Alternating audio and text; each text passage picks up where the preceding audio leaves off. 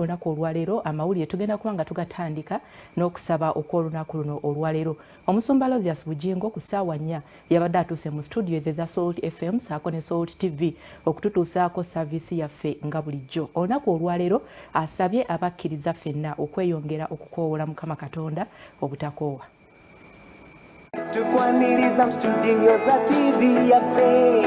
Omusumba w'ekkanisa ya House of Prayer Ministries International Lozias Bujingo asibiridde bannayuganda obubaka obw'olunaku olw'okunyenya amatabi mu nsi yonna. Ng'olunaku bwe luli nti lukola byafaayo, this is the first Palm Sunday not only in Uganda but in the whole world of its own kind. Gano ge matabi agaze nga geefaanana gokka.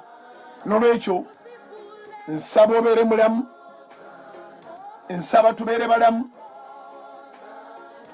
obujulizi tuli bweweera. Abadde mu kusaba ku lunaku olwaleero ng'asinzidde ku Salt Media ku mikutu gyonna n'abategeeza okulembeza Katonda mu buli kye bakola ekiseera kyonna. Era ffenna nga twemulugunyanga, tukomplaininga nga tuga bannange, twandibadde tuyaayaanira kimu kyokka obulamu. Twandiyaayaanidde kubeerawo kwa Mukama, kubanga ye Katonda asigala mutuufu bw'aga nti musooke munoonye obwakabaka bwe n'obutuukirivu, ebisigadde muli byongerwako. Ekyo kyaba agambye ge gabeera amazima.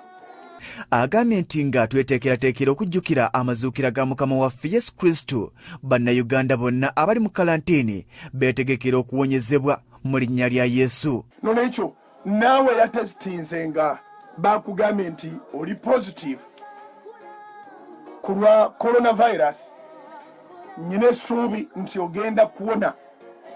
Era ndowooza kye muba mukompitingira, kye muba muvuganyaako abali mu quarantine abamaze okutesitingibwa, muvuganye ku kimu kyani asooka okuwona so saani asooka okufa.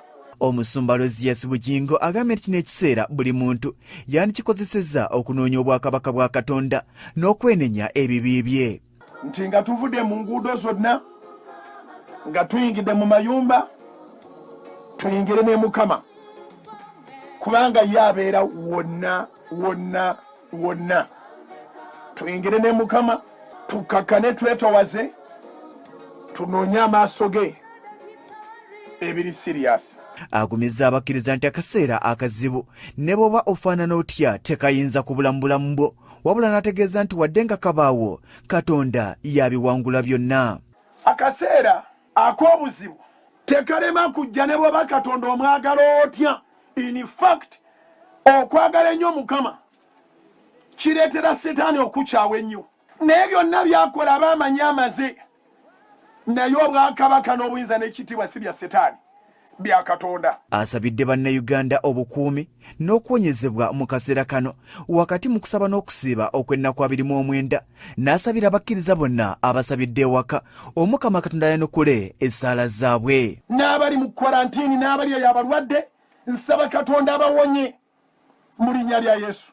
Waleme okweyongerawo abalwadde wabula okweyongerawo abawona. Nkirangidde ng'omusajja wa Katonda, ensawo zammwe zigulirwewo enzigi, amasimu gammwe gafune amasimu amalungi agabakubirwa, abatayinaawo obugabirizi Mukama agabirire. Nkirangirira ng'omusajja wa Katonda. Bikusakiddwa tumwebaze Godfrey ku lwa Salt TV Omunnyo.